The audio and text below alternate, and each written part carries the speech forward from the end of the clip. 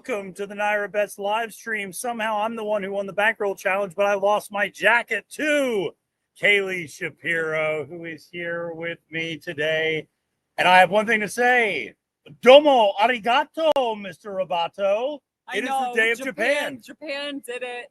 Literally so happy for Forever Young. I mean, that horse travels and shows up everywhere, and he got the job done today, and he looked good doing it. It was really impressive, and I'm really happy that Japan won the classic. Like, that's a really big deal. Really big deal. And cannot explain, I mean, the energy in the building when that horse won. Yeah. So many people around were freaking out. Definitely saw lots of Japanese people freaking out. Yeah. That's for sure. And that was really cool to see. It was. And I was with them, and it was so funny. I was in the gift shop after, and I almost bought a pin for Japan.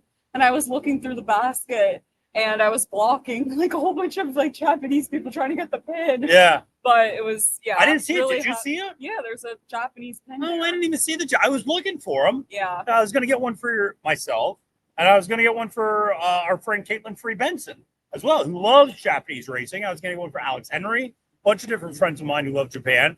I didn't see any. I just saw the Irish and the Canadian. The Canadian. Moira's not even running anyway. Fierceness ran a huge race, I must say. That was my top pick. He ran second. Sierra ran third. The three best horses. No, Sierra ran second. Fierceness ran third.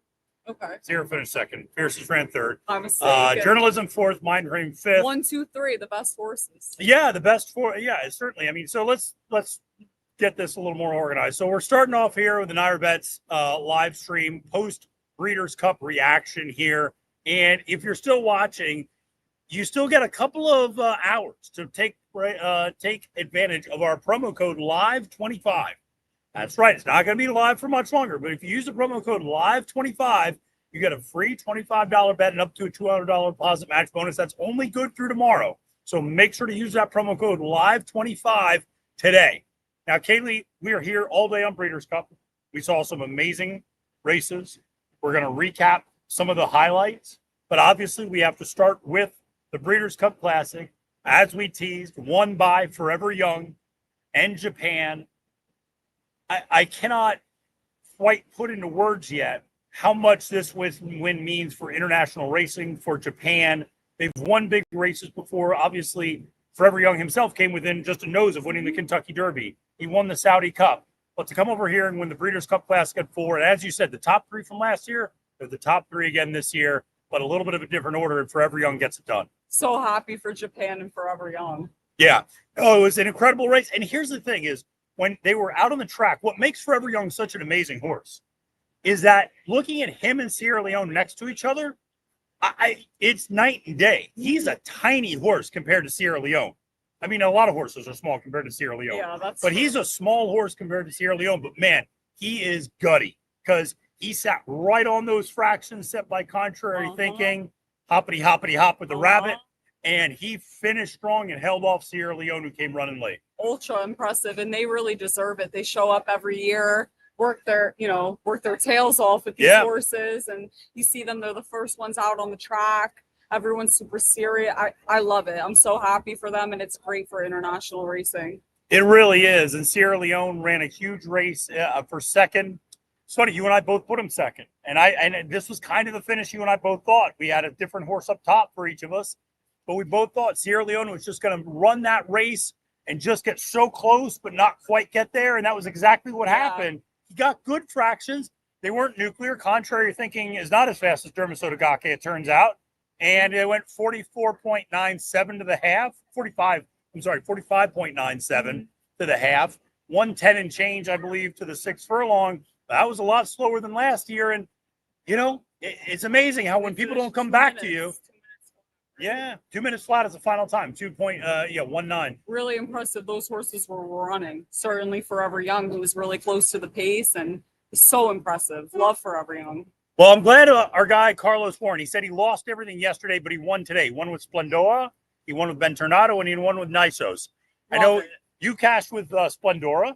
Yeah. In the very first race. Ben Tornado was a good bet as well on my end. And then Nisos we both had, obviously. And he really had to sweat it out. That was a gutty effort by Nysos. He's a freak. That horse is a literal freak. I'm so curious to see what the figure comes back as. Citizen Bull ran a huge race, that's for sure. And yeah, in the dirt mile. Little Chancer McPatrick was making up ground coming late, and he was really impressive. Yeah, Chancer. It's funny. I said rarely do you see Chancer get those fractions in a 2-turn race. That's exactly why I had him second. I was horrible. You know, I had Nysos over Chancer. Yeah. But he almost got there. He ran his little heart out, Chancer McPatrick. He did. He is a cool horse. And when he gets those fractions, he can close. That's for sure. But listen, it was a thrilling day. Led off with Splendora, who ran a huge race in the filly and mare sprint. Yeah. I know we both like that horse a lot for Bob Baffert. And then you saw the turf sprint, and She's So Spicy not just beats the boys, but beat older boys. A 3-year-old filly beats older boys for Jose D'Angelo. And what a cool moment. We talk about a lot of cool moments. What a cool moment. Jose D'Angelo gets his first Breeders' Cup wins with She's So Spicy, comes back in the very next race with Ben Tornado, and gets his second career Breeders' Cup win. That's exactly what I love about weekends and days like this, and certainly the Breeders' Cup. It's not even just about the betting. The betting is amazing. I love to bet during Breeders' Cup, obviously, but there's so much human interest, you know, with the Japan coming over with their horses and getting this win with Forever Young, and then also Jose D'Angelo. I mean, literally, I said after, I was like, wow. And this is like for everyone. I mean, this is like human interest stuff. You know, to see someone that's never won a Breeders' Cup race win, and then the race after he wins again back to back. I mean, that's motivation. No matter like what your goal is in life, like that should be motivation. I mean, that's pretty incredible. So happy for him. It really, no, I could not be happier for Jose, who's just a wonderful horseman and a great guy, and so happy both those horses won. So that was great to start things off. And then Robert T points out something. The Scylla might have been the most impressive run today because she set some strong fractions up front. She freaked. And she pulled away from the rest of the field. Definitely. And I really liked her when I looked at the paper, you know. Yes. I thought that she was going to be dangerous. I had her third or something. No, you had her as a value play. You both had her. Yeah. In that race. And, you know, it was funny. Mott had the record for distaff wins, and she didn't look live on paper because she hasn't been in the winner's circle for a long time. But trainers like this, they train horses up to the big day, and you know, she got it done on the big day. So. And what a great moment for Bill Mott. I mean, obviously, after the week he had with having to scratch Sovereignty out of the Classic to kind of be able to win with Scylla, and feeling good for both, not just Bill, but Junior Alvarado as well. Oh my God, I love Belmont and Junior Alvarado. Yeah. I was screaming my head off when that you were. I was right there. Yeah. So happy for them. I mean, I'm wearing blue today for Belmont, so really happy that he got it done with Scylla. Yeah, no, it was a very special moment there to get it done with Scylla. Really impressive run. And, you know, then you just look at a Rebels Romance coming so close to 3 wins in 4 years. And that one was heartbroken. That one killed me because I had the try box and they finished second, third, and fourth. I loved El Cordobas. You loved El Cordobas. I liked El Cordobas. I really liked Amalok as well. And but ultimately Ethical Diamond gets the job done kind of out of nowhere. So listen, it was a huge day of racing. Well, let's talk a little bit more about the Breeders' Cup Classic. And a lot was made of contrary thinking, Kaylie. And, you know, the horse went out and did his job. He ran up front. But the one thing that I always had a concern with contrary thinking was, even looking at his other races, he was never that fast. He was a fast horse, but he wasn't blazing fast. And that's kind of what you see today. It was just like, if you're going to get a rabbit, get a freaking rabbit. Like this, I've never thought contrary thinking really fit the bill as a rabbit because he was never really that fast. And it's like quarter horse somebody out there for 6 furlongs. He just, you know, he set strong, but not ridiculous fractions. And that just allows those horses up front to stick around late. Definitely. And he helped Sierra Leone, you know, get close. That's for sure. But yeah, Sierra Leone could have done that on his own. That's the point. That's the point. But yes. I always said, I mean, my opinion on contrary thinking prior to the race was that he was only there to bother Fierceness. That was my opinion. And seems like that's why he was there.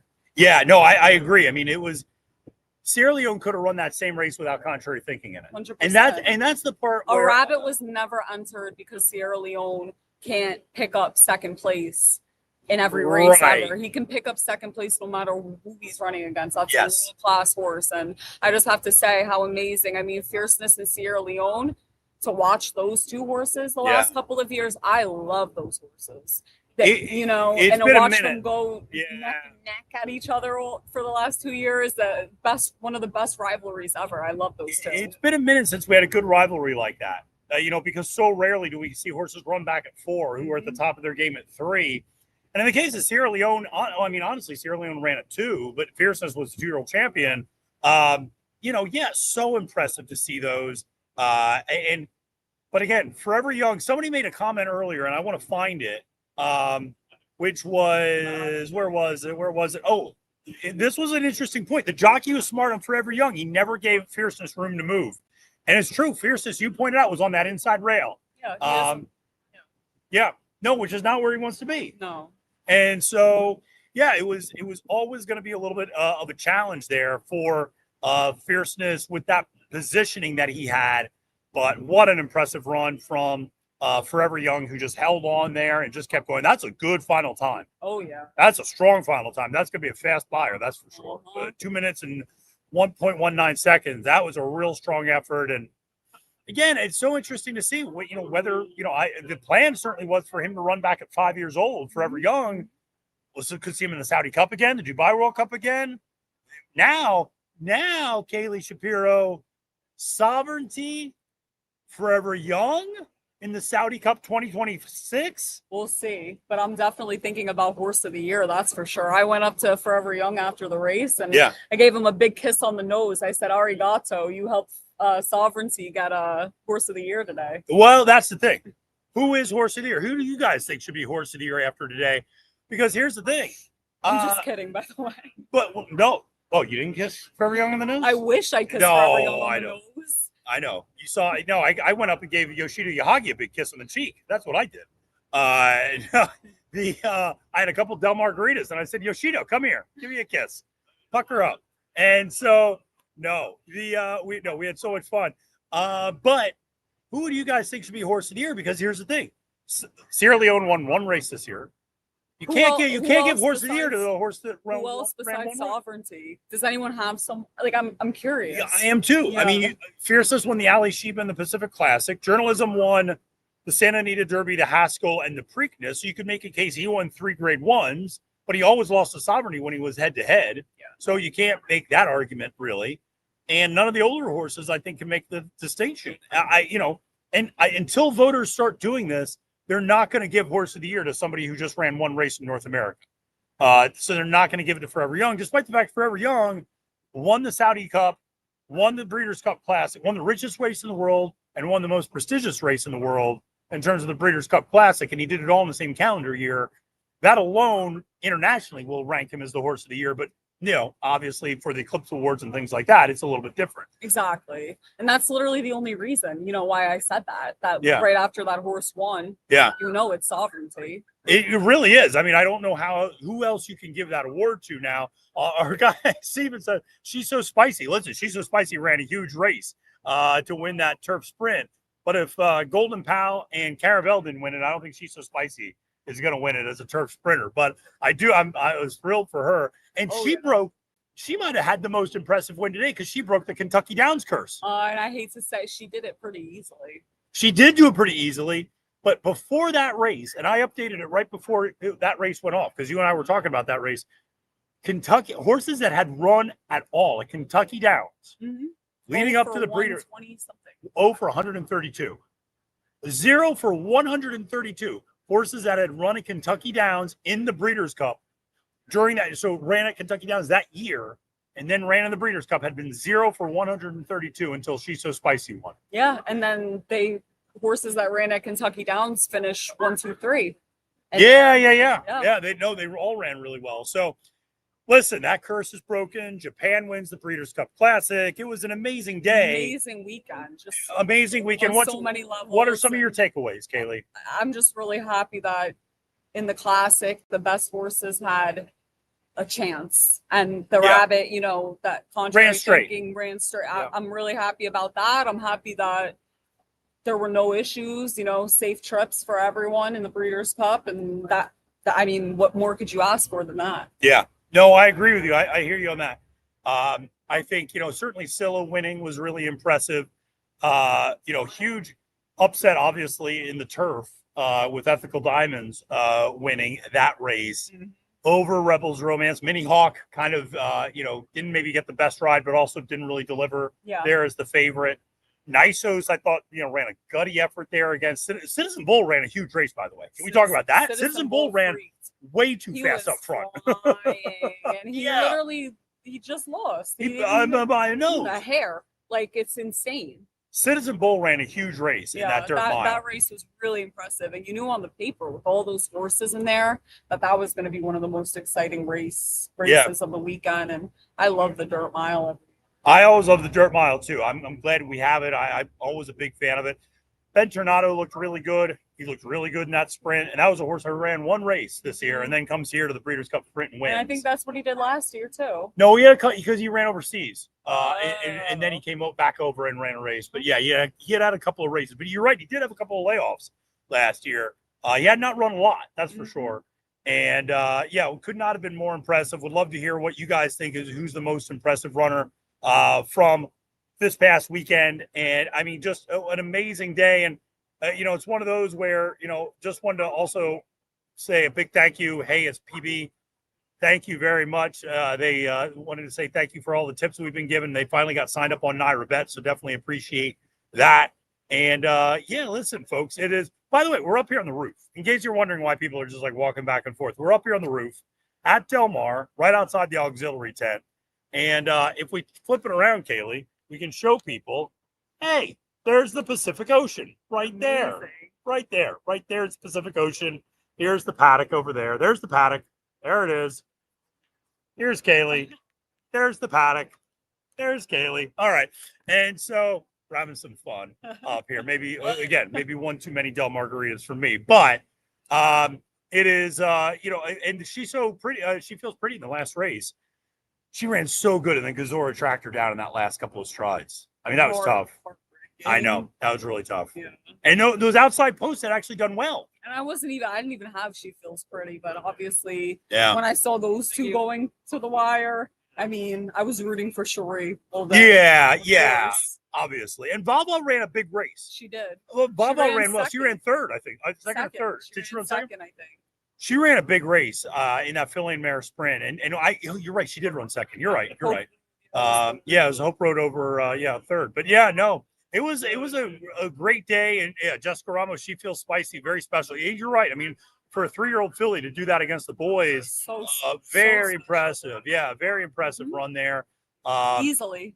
Yeah, and Seismic Beauty had that little bit of a stumble at the start, and that really changed the complexion of the distaff quite a bit because I think you and I both thought she was just going to fly out up front. It was a matter of whether she could track her down. Yeah.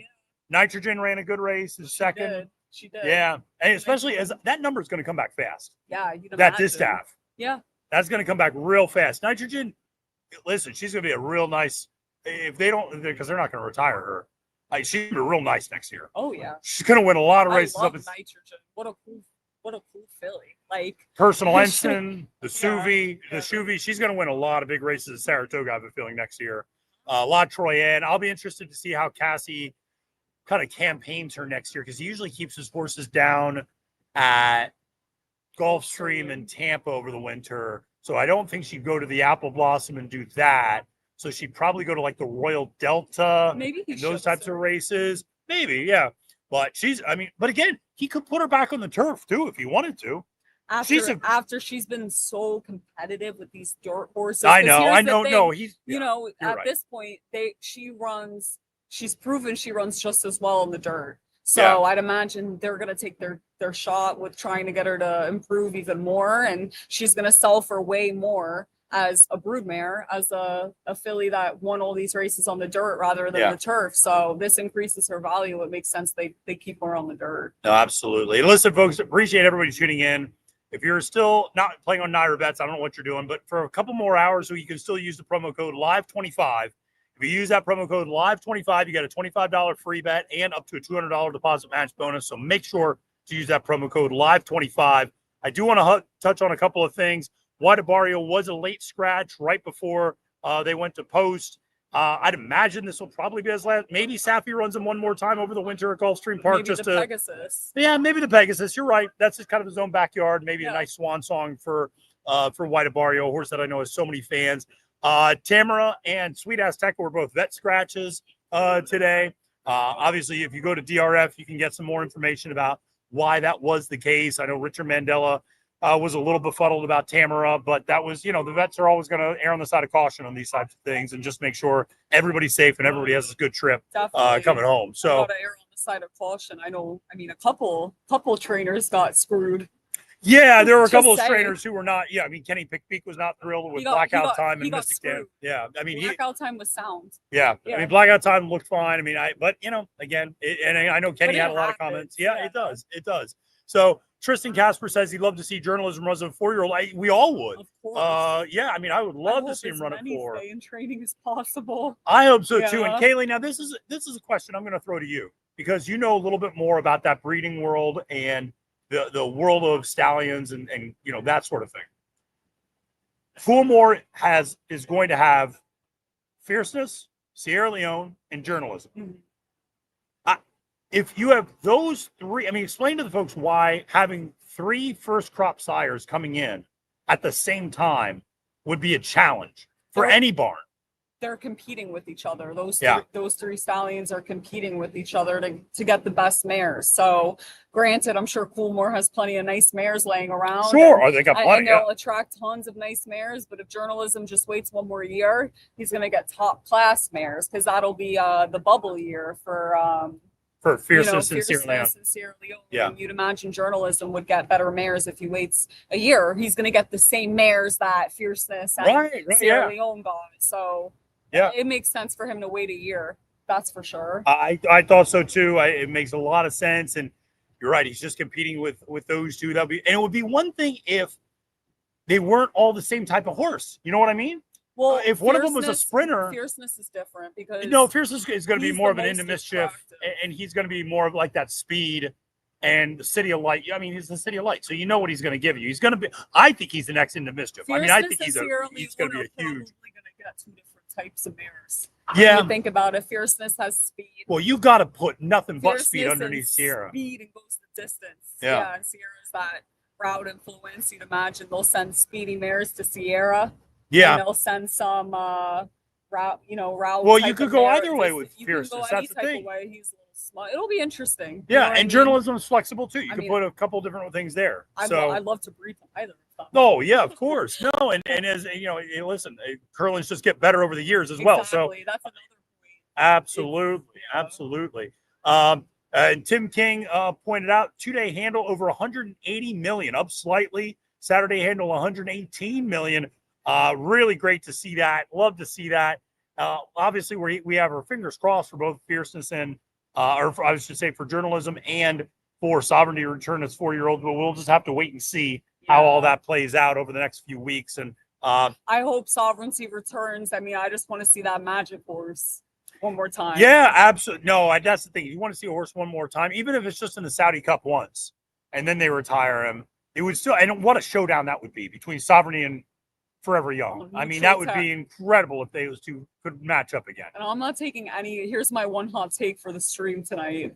I'm not taking anything away from Forever Young. I love Forever Young. I'm very happy he won. If Sovereignty was in that race, he would have crushed them. He would have won by 10. That's my opinion. I don't know about 10, but he would have won. I think by 5. I think Sovereignty would have won. Being dramatic, but he would have won by a healthy margin. Yeah, it's funny. We both turned to each other as soon as that race was over. We were ecstatic about Forever Young winning, and we both said we were like, man, Sovereignty would have won this race, I think. And but no, again, taking nothing away from Forever Young, who won a absolutely huge race. So it is one of those things where Tibby's points out from yesterday, Super Corredora, in the juvenile fillies, it's interesting. That number did not come back particularly fast. She did do it all up on the front end by herself. Yeah, she set some strong fractions. She was nice. But you like the Gunrunner filly that came out of that race, meaning. Yeah, the number 3 meaning. That's that was just her second career start. Yeah. She walked by. I was like this, who is that? You know what I mean? She was a monster. Then she's just going to get better. Yeah. So I definitely going to keep an eye out for meaning in the future. And certainly for when you're thinking about the Oaks and everything. That's Yeah. a horse definitely to keep in mind. Yeah, absolutely. Now, Carlos, he thought it was funny. We said fast mares to Sierra Leone. Listen, what you're talking about is mare You need to Munnings inject mares. some speed in You him. do, because he's got nothing out of the Yeah. gate. So you've got to inject some speed. So Munnings mares, practical joke mares, that's the sort of horses that you would be sending, mares that have natural speed in them, or that come from pedigrees that have a ton of speed in them. Yeah, you want to inject sprinters into that, because otherwise it's just, I mean, you're just going to end up with, maybe end up with the next, just a horse that just runs 1.5 miles, or 1 3/4 miles or 2 miles, but you're not going to get a classic horse with that. And I saw Tristan Casper here said, definitely agree with Kaylie with regards to those comments. And yeah, listen, folks, it was an amazing weekend. And I think, we're going to wrap up here in a second, and just want to say thank you to all of you. Definitely. It's been so much fun. This was like the best weekend ever. And obviously cannot wait to go back to New York and cover all the racing taking place this winter. We got a double pick six carryover. Start with the Derby and Oaks Trail. That's my favorite thing when we do the Road to Derby and the Oaks shows. So I just can't wait for everything to come. And I can't wait to get some news on Sovereignty, because I hope that if they're letting him pass through Kentucky, that he doesn't get too comfortable at Darley. That's what I'll say. Absolutely. Fingers crossed. No, I hope so too. And listen, I hope he keeps running. But listen, agree with Kaylie. Listen, we're going to have a lot of great content. Road to the Derby and Oaks is going to start up here soon. For those of you who really love playing, we got a double pick six carryover, an $88,000 double pick six carryover tomorrow, Belmont at the Big A. And it's a mandatory payout too, because it's the last day of the Belmont at the Big A fall meet. And then you know what it is. It's Aqueduct, baby. It's all Aqueduct. Yeah. It's all the Big A. Yeah. I want all of that smoke, because if you come to Aqueduct, you know what I mean. And listen, it is going to be a lot of fun. Here too. Jeez. Was it? Jeez Louise. Aqueduct gets all the heat. I mean... I think it's like at every track now. I think you're probably right about that. Listen, the moralistic decline of our country aside, I'm going to, listen, like I said, we got a lot of great content. Use that promo code LIVE25 if you haven't played with NYRA Bets yet, and you'll get a free $25 bet and up to a $200 deposit match bonus. Appreciate everybody tuning in, doing their thing.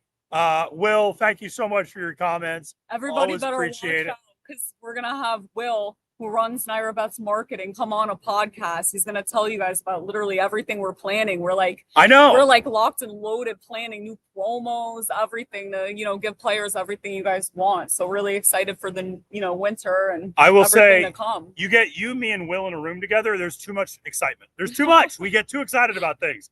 I love it though. And so, Tristan, thank you so much for the kind words. Really appreciate it. Robert T, same sort of thing. Thank you so very much. And listen, we're going to keep bringing you content. Just because the Breeders' Cup's over doesn't mean we stop. We're going to keep having Race of the Week. You're going to keep doing some of those maiden race episodes, I think, time and again. It's going to be a lot of fun. So on NYRA Bets, we're your one-stop shop for everything. Really appreciate it. Sean, thank you for the kind words. And listen, I don't know. How do you say goodbye in Japanese? Do you know how to say that?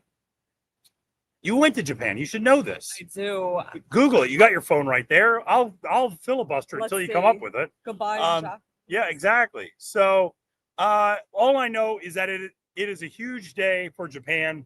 It's a huge day for horse racing internationally. And if you see Yoshida Yahagi out, the drinks are going to be on him, I think. So happy for Japan. Like, literally so happy. That horse is just world-class. World-class horse. And Sayonara. Oh, no, Sayonara. Of course, Sayonara. How did I not know that? Of course it's Sayonara. Well, you can tell we're a couple of brickheads up here on the roof. Listen, so until next time, I say Sayonara for Kaylie Shapiro and Matthew DeSantis, reminding you, friends, it is now, because it always will be, post time.